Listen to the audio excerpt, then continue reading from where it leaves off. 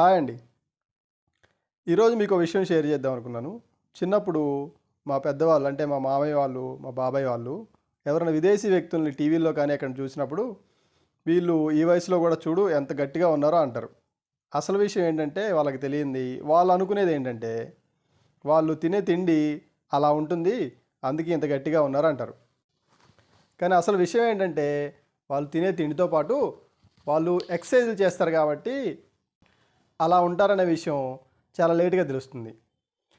So, ప్రతి ఒక్కరి జీవితంలో ఎక్సర్సైజ్ ఎంత ముఖ్యం అంటే, చాలామంది ఎలా ఫీల్ అవుతారో, మాకు వయసులో ఉన్నప్పుడు బలంగా ఉన్నాం కదా! మాకేం ఎక్సర్సైజ్‌లు అవసరం లేదు అంటారు. కొంతమందయితే మేము రోజు చేసే పనే ఎక్సర్సైజే కదా! ఇంక సెపరేట్‌గా ఎక్సర్సైజ్ చేయాలా అంటారు.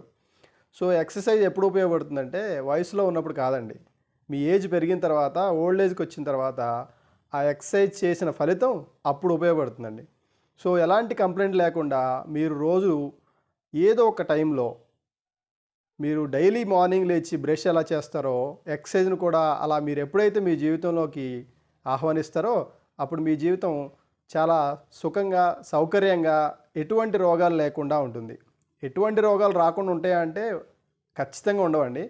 కానీ ఎక్సర్సైజ్ చేయకుండా ఉన్నప్పుడు, చేసిన తర్వాత వచ్చే ఫలితం రోగాల్ని తగ్గిస్తుంది. మీ జీవితాన్ని సుఖమయం చేస్తుంది. మీకు ఈ వీడియో నచ్చినట్టయితే లైక్ చేయండి. Thank you.